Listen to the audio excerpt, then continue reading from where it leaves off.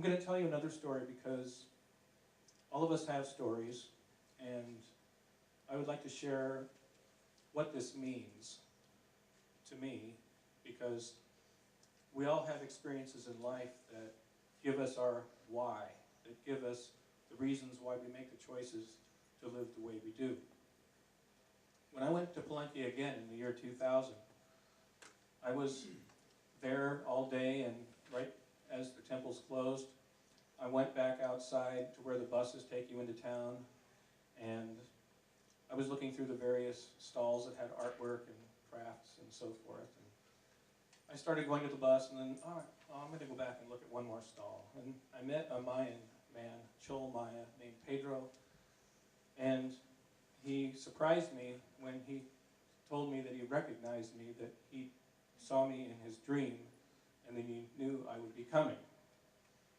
And that was a fairly wild thing to hear, whether I thought he was joking or not. We ended up spending the evening in town visiting, learning about each other's lives. And at one point, he was asking me about my marriage. And he wanted to know if you and your wife, do you work together? Aren't you partners in life? And I said, well, you know, I have my job and I have my interests, and she has her job and she has her interests.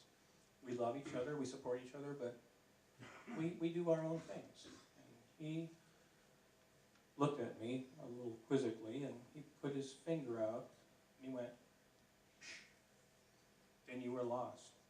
And when he did that, I was like a piece of glass that broke into 1,000 pieces, and my whole life crumbled, in a sense, before my eyes, and a tremendous wave of anxiety and realization overcame me, as I knew in that moment that I was living really only for myself, and that I was really pretty selfish. I needed to go home. I left early.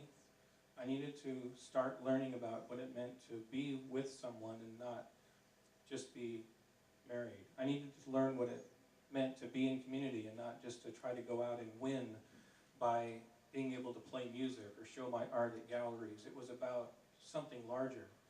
And while it may sound simple, sometimes we can have experiences in life and we look back in our rearview mirror and we realize that they were turning points, they were inflections that put us on a certain track to help us learn the way that we came here to live.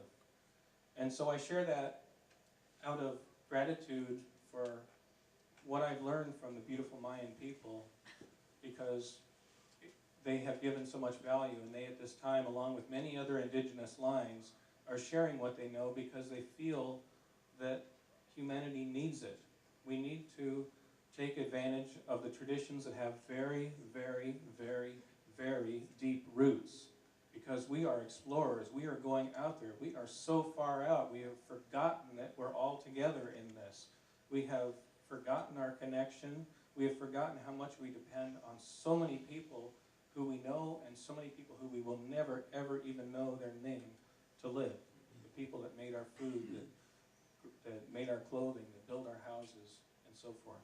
So that brings me to the subject of gratitude, because gratitude is a central aspect of the Mayan teachings, and amazingly, beautifully, it's a central aspect of almost all the teachings that there are. It seems to me to be a core where so many traditions share the heart.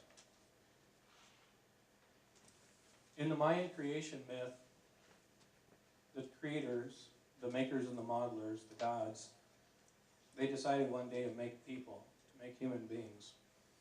And I won't go through the story because it takes them 4 attempts to do it. It's not easy just making human beings. They only expected 3 things of us. So what were the 3 things that the makers and the modelers expected of people? They expected us to remember who made them. They expected us to count the days according to the sacred calendar, and that is something that we can learn about more in the future when we talk about what our Mayan signs are and how we connect to the matrix that we're all connected to. And they expected us to give thanks, not just to them, but to give thanks for what we have, to make offerings, to appreciate what we're given in life, and to give thanks for those things so as not to be given more burdens to have to bear and work through. There is a practicality to this.